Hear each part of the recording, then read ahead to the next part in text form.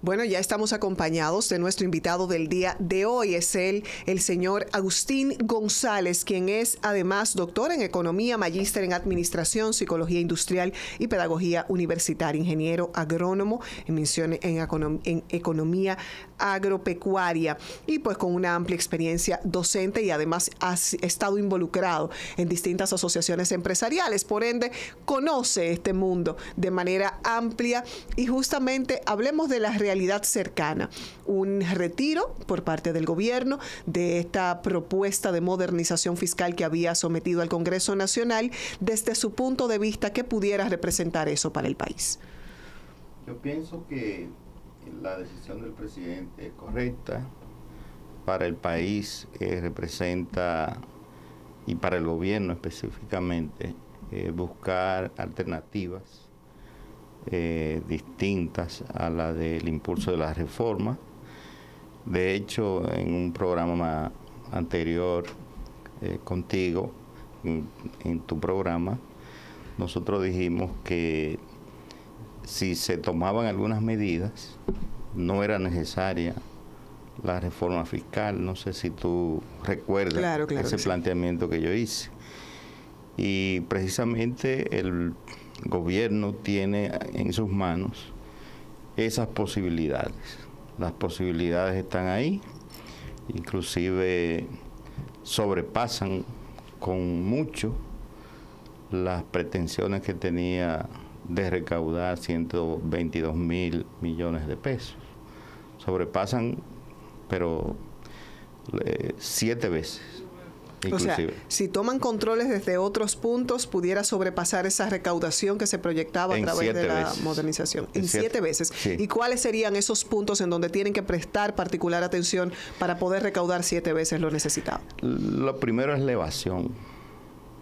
El propio presidente señaló, y el ministro de Hacienda, que la evasión, por ejemplo, de 2 partidas, el ITEVIS, que se va en un 43%, y el impuesto sobre la renta a las personas físicas se va en más de 50%. Si tú sumas esas 2 partidas, eso hace más de 300.000 millones de pesos, solamente esas 2 partidas. Suponte que la meta sea recaudar el 50%. Entonces ya ahí tú tienes más de 150.000 millones de pesos, solamente en esas 2. Las otras opciones tienen que ver con las exenciones, las exoneraciones y los incentivos. Todas juntas, las 5 que te he mencionado, sobrepasan los 800.000 millones de pesos.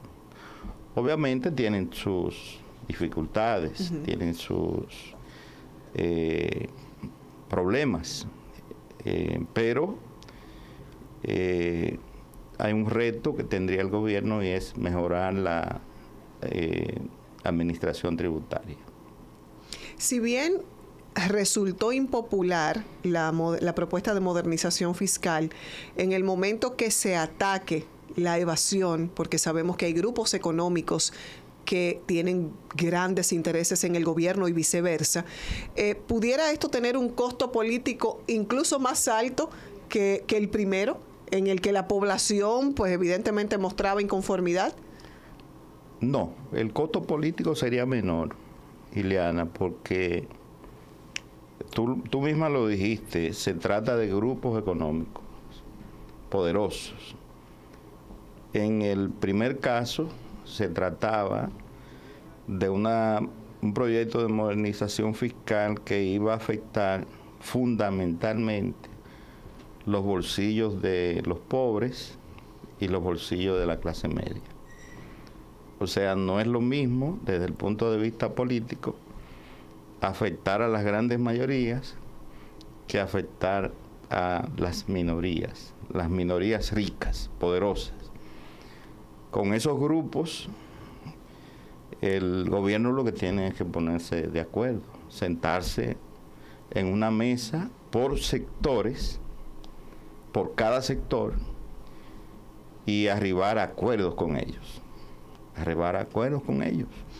Lo que sorprende es que el presidente anuncia el sábado el retiro de este proyecto de modernización, pero el lunes confirma que no será presentado un nuevo proyecto, como si las causas que motivaron y que fueron el argumento central para que la reforma fuera necesaria hubiesen desaparecido, como si la situación del país no se viera dificultada en términos de capacidad de pago, en términos de aumento en los intereses de la deuda, sin una reforma. O sea, ese escenario no ha cambiado, pero ahora mismo el gobierno dice, no vamos a presentar una nueva reforma.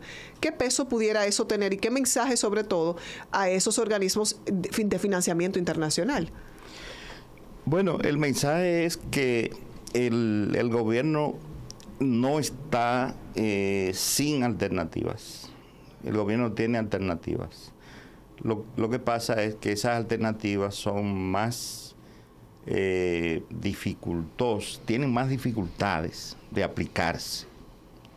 O sea, es muy fácil tú cobrar, por ejemplo, impuestos vía ITEVI, porque con las ventas que hacen los negocios ya ahí está el ITEVI, sobre todo. Es mucho más fácil que salir a perseguir el que evade. Exactamente. Ya al que evade, como yo te dije, tú te reúnes para poner un ejemplo, con los azonadores. Bueno, pues tú te reúnes con la directiva de azonadores en una mesa y le lleva la radiografía de cuál es su situación desde el punto de vista impositivo. Y con esa gente tú dices, yo quiero un acuerdo con ustedes para que la evasión que ustedes están, en el supuesto caso de que estén evadiendo, ¿verdad? Porque no vine aquí a acusar a nadie. Este monto que ustedes están evadiendo, yo quiero que lo bajemos a la mitad. ¿Tú ves? Es una transacción que tienen que hacer, es un acuerdo que tienen que hacer. Eso sería una especie de reforma por la vía administrativa. Pero entonces, en esa lectura que hago de lo que usted menciona, siempre hubo otras opciones y la presentada por el gobierno pues era la que más laceraba justamente a esa clase media, básicamente porque la clase baja, que ciertamente iba a ser muy golpeada, pero recibe otro tipo de incentivos a través de los subsidios. La clase media, que no recibe ninguno, en ninguno de los términos, ni educativo, ni en salud, ni en nada, pues iba a ser muy golpeada. Porque ciertamente es más difícil, pero ¿cree usted que esos sectores económicos tuvieron más peso para que nos fuéramos primero por esta y luego se enrostró el descontento de las personas? Lo que pasa es que el gobierno tiene una estructura de recaudación que la conoce muy bien, con muchas limitaciones tecnológicas, humanas, expertise, conocimientos, limitaciones en cantidad también. El gobierno no está debidamente preparado para cobrar de otra manera a como lo está haciendo o como acostumbra a hacerlo. Va a tener que reestructurar a la Dirección General de Impuestos Internos. Qué bueno que usted lo dice. Y vamos entonces a profundizar sobre ese punto. El gobierno no está lo suficientemente preparado, las estructuras de sus organismos no tienen la profundidad necesaria para poder atacar la evasión directamente. O sea que no va a ser algo que ocurrirá de aquí a diciembre. Será un proceso que nos costará. Tú dijiste la palabra mágica, proceso. Es un proceso. Pero el gobierno tiene que tomar la decisión, la medida de empezar a cobrar por esa vía, por la vía de los evasores. Tiene que ampliar, eficientizar la estructura que tiene de la Dirección General de Impuestos Internos y de Aduanas, que es otro mecanismo recaudador. Tiene que capacitar mucha gente, tiene que introducir cambios tecnológicos para que esos cambios tecnológicos y software le permitan el cruce de información, porque cada vez que tú consumes, tú estás mandando una información a determinados organismos. Y esos organismos entonces se pueden interconectar fácilmente. El mismo sistema recaudador que muestra debilidades no solamente en sus estructuras de modernización, sino también en que muchas veces atacan mucho más fuerte a ese pequeño que no paga impuestos, pero que resultan ser mínimos en comparación con otros grandes que no lo pagan. ¿De qué manera logramos equilibrar esto? Ciertamente hay unos temas con el anticipo, hay unos temas con la persona física, pero nunca serán mayores que los grupos económicos, evidentemente, que mayor producen y que evidentemente tendrían que pagar más. La palabra es, Ileana, progresividad, que era el enfoque que faltaba en esa propuesta de reforma fiscal. Esa era una propuesta de reforma regresiva. Regresiva es cuando tú le aplicas el IPI igual a todo el mundo. Pero el que tiene una villa de 50 millones de pesos, 100 millones de pesos, que aquí abunda bastante. Claro. Solamente en Jarabacoa hay casi 10.000 villas. Y esa villa no puede pagar lo mismo de IPI que un apartamento que tú tienes de 6 millones de pesos. Aquella vale 50. Y la tuya vale el apartamento tuyo 6 millones de pesos. Entonces, no podemos cobrarte 1% a ti y 1% al dueño de la villa de Jarabacoa. Entonces, ¿cómo sería progresivo? Bueno, que sea escalonado. De 1% al de 6 a 10, un 2% de... Exactamente. Y ese enfoque de progresividad faltaba en la propuesta de reforma fiscal. Pero justo también se ajusta ese enfoque de progresividad hasta con el mismo marbete, con la propuesta de aumento a 6,000 pesos, por ejemplo, de 5 años hacia abajo. Pero no es o sea, ¿cómo es posible que un Porsche 2024 pague igual que un Toyota 2024 cuando en términos de valor económico? Y hay muchos que dicen, bueno, pero es que ya en gastos de arancel, en gastos de aduana, pagaron impuestos distintos. Pero es que el gasto de circulación, o sea, el tema, aquí vino un economista y mencionó un término que me agradó bastante, que es, hay que grabar el lujo. Lo que no es necesidad es un lujo. Claro. Y entonces, sobre esa realidad, ¿también coincide este sentido de progresividad? Sí, el mismo caso del IPI se aplica a los vehículos. Tú tienes vehículos ahí en la calle que valen 8 millones de pesos, que no caben en una calle. De tan grandes que son y tan lujosos que son. Y un Kia Picanto del mismo año pagando los mismos impuestos de circulación. Eso es contraproducente, totalmente contraproducente. Tú tienes, me gusta ese concepto del lujo. O sea, el lujo hay que pagarlo. Claro. Cuando tú vas, aquí hay cientos de restaurantes en Santiago, pero tú sabes cuáles son los mejores. Sí. Entonces, cuando tú vas ahí, tú dices, bueno, ya yo sé que voy a pagar lujo aquí. Exactamente. Yo voy a pagar lujo aquí, porque en otro sitio voy a pagar 2,000, pero aquí voy a pagar 6,000. Exactamente. Bueno, nosotros pausamos y continuamos en esta conversación con el señor Agustín González y continuaremos justamente enfocándonos en puntos que fueron de controversia, pero que ciertamente serían necesarios evaluar a pesar de haber retirado esta propuesta de modernización fiscal. En la entrega del cafecito de hoy conversamos con el señor Agustín González, economista y experto en estos temas.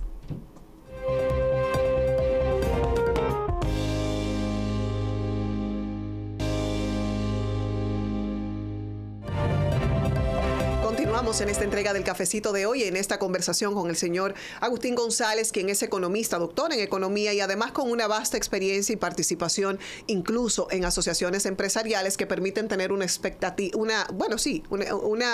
un espectro mucho más global de lo que significan los sectores de interés, que son sectores productivos del país, porque no es un tema de satanizar a los que más tienen, no, es un sistema de igualdad y de equidad para todos los ciudadanos.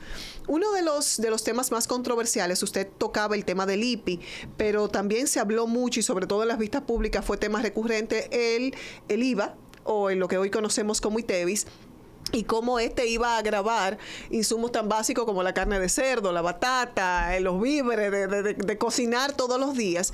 Y eso sí que iba a dar duro al bolsillo, porque probablemente el dominicano de a pie no dimensiona lo que es el IPI, y porque no tiene una propiedad propia, porque su propiedad no excede a los 5 millones. Ahora, cuando si te graban esas cosas tan básicas, nos da muy duro en el corto plazo y en el mediano.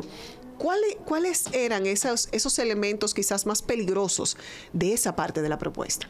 Bueno, lo más peligroso era que cuando se habla de IVA o impuesto al valor agregado, o se habla de ITEVIS, impuesto a la transferencia de bienes industrializados y servicios, hay una contradicción, porque los víveres no tienen valor agregado. O sea, tú los compras como se producen en el campo. Exacto. Las verduras no tienen valor agregado. Las frutas no tienen valor agregado. O sea, tienen que haber pasado por un proceso de industrialización para que se hable de valor agregado. Pero Agustín, en la bandera dominicana nuestra, arroz, habichuela y carne, ok, tienes el arroz y la carne de pollo exentas, pero entonces la habichuela no.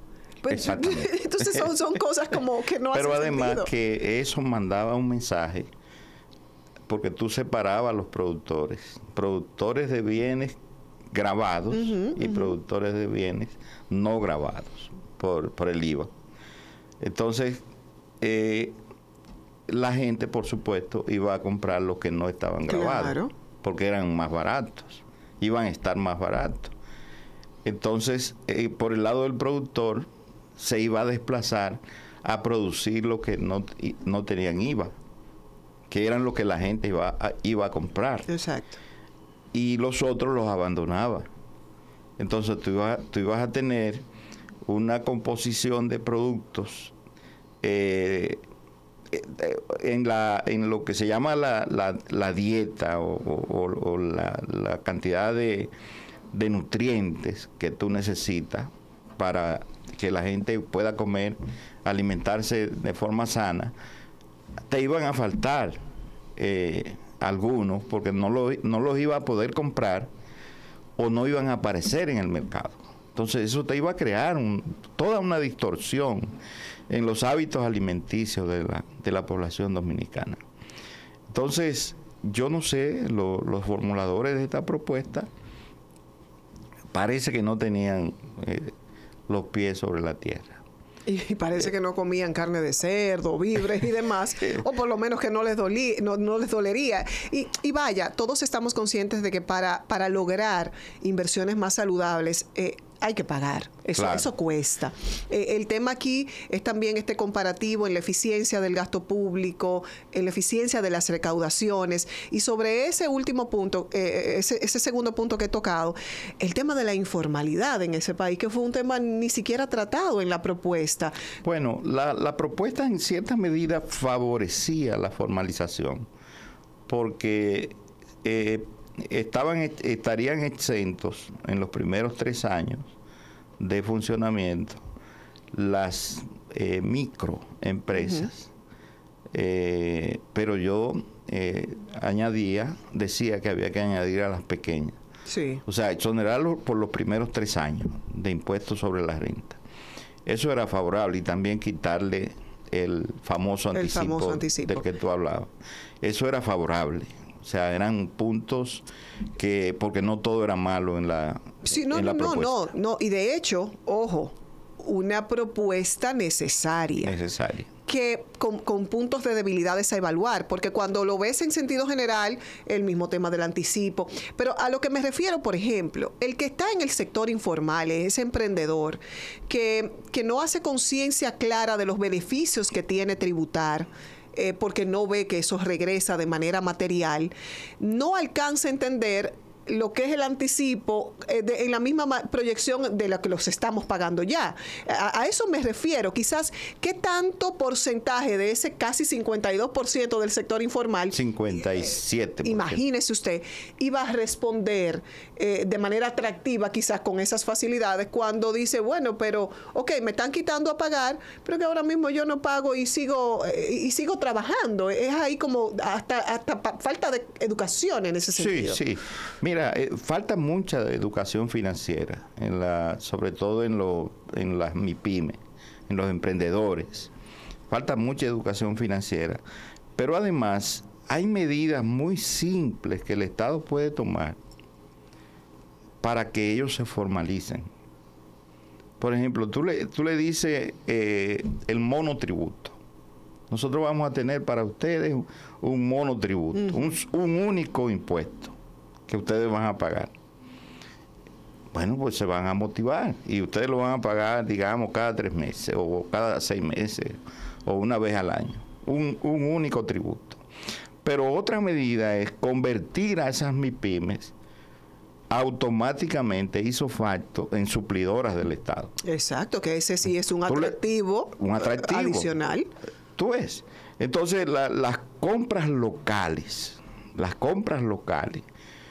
miren, ustedes con este certificado de suplidores del Estado, ustedes van a favorecerse con las compras locales que hagan los comedores económicos, que haga INAVIE, que haga CONANI, todas las instituciones del Estado. Entonces, tú tienes que idear un paquete de incentivos y de facilidades para esos empresarios. Y esos empresarios se van a motivar y tú haces eso vía las asociaciones porque ellos están asociados. Todos están asociados. Hay otro de los temas que era parte de las quejas incluso expuestas en las vistas públicas, y era el tema de la evaluación de exenciones y de la evaluación de incentivos por ley, que evidentemente cualquier modificación en ese sentido a futuro pues también tendrá que llevarse al Congreso porque son leyes ya establecidas. En algunos de los casos el mismo gobierno decía, bueno, es que ya esto cumplió su tiempo, cumplió su función. Sin embargo, también vemos que hay muchas otras exenciones que pudieron haber sido evaluadas y que probablemente también cumplieron su tiempo. Yo creo que como dominicanos no estamos tan conscientes de todas las exenciones que existen en este país, muy básicas muchas de ellas. ¿Cuáles dentro de su conocimiento pudieron haber sido otras consideradas para poder ser evaluadas? Mira, las exenciones a algunos sectores, por ejemplo, su turismo, no es al sector la facilidad. O sea, la facilidad es al sector, pero hay que evaluar caso por caso, porque tú puedes tener un hotel que tiene 15 años disfrutando de todas las exenciones turísticas y yo puedo crear uno en el 2024. Entonces, estamos en situaciones diferentes. Porque tú disfrutaste de todas las exenciones, pero yo debiera empezar a disfrutar de esas exenciones. No sé si tú me totalmente. Entonces, habría que evaluar caso por caso. En el caso de la mayoría de los hoteles de Punta Cana, Bávaro, Punta Cana, la gran mayoría, si tú haces un inventario, ya disfrutaron de todas esas exenciones, pero no solamente de las exenciones, han disfrutado de muchísimas otras facilidades, como autopistas. Y que permitieron el desarrollo de esa zona, que bien es positivo. Que es muy positivo. Pero no lo podemos comparar con un Pedernales, Cabo Rojo. Que está empezando. Exacto. ¿Tú me estás entendiendo? Entonces, en el caso de Pedernales, vamos a darle todas las facilidades que le dimos a Bávaro, Punta Cana, para que se desarrolle ese polo turístico. Es decir, que no es eliminar las exenciones como tal, sino evaluar caso por caso para ver quién ya disfrutó de ellas y quiénes están empezando o tienen poco tiempo disfrutando de las mismas. Perfecto. Bueno, pues pausamos en este momento y al regreso, en la parte final del cafecito, algunas conclusiones sobre propuestas a futuro que pudiera tomar en cuenta o se pudieran tomar en cuenta desde el gobierno para, de alguna manera, recaudar lo prometido con esta modernización fiscal. Regresamos.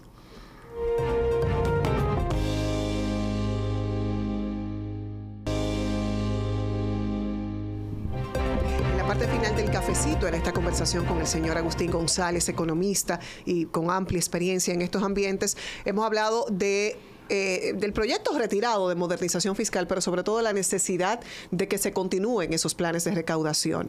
Y entonces, como una especie de resumen a los televidentes que probablemente nos acaban de sintonizar, atacar el tema de elevación, han coincidido todos los expertos.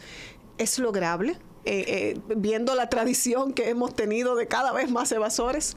Es lograble, pero como tú decías, es un proceso que implica arreglos institucionales en los organismos recaudadores, que implica capacitación, que implica negociación, una palabra clave.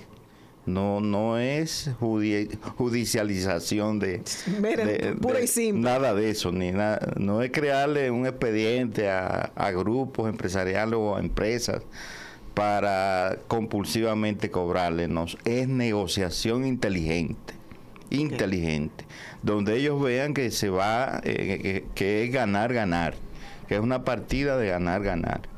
Y que va a convenir a ellos y va a convenir al país. Un escenario difícil, don Agustín, porque todo el mundo, nadie quiere sacar más de sus bolsillos y eso es complejo.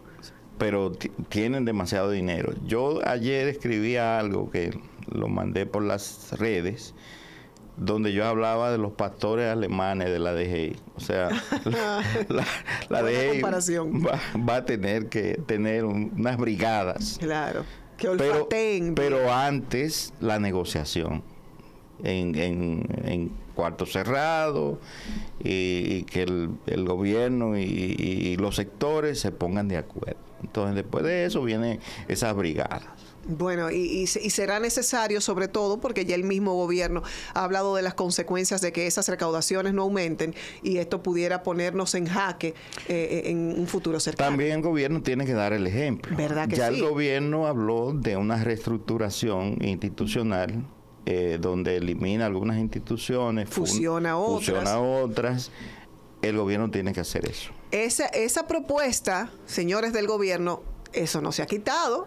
No. Entonces vamos a darle carácter a eso porque a todos nos pareció interesante y desde esa propuesta hay unos millones considerables también. Bueno, ellos hablaban de 25 mil millones. Entonces, que no es cualquier cosa. Exactamente. Es una buena cantidad. Agradecemos al señor Agustín González por haber estado con nosotros en el cafecito de hoy y estas enseñanzas sobre algo tan cotidiano que lo vemos con un nombre un poquito técnico de modernización fiscal, pero al final toca el bolsillo de todos y debe ser de interés. Gracias, don Agustín, por estar con nosotros. Gracias a ti, Ileana, y a la orden siempre. Muchísimas gracias. Lo que sigue es Salud Dando y, por supuesto, la programación de Teleuniverso.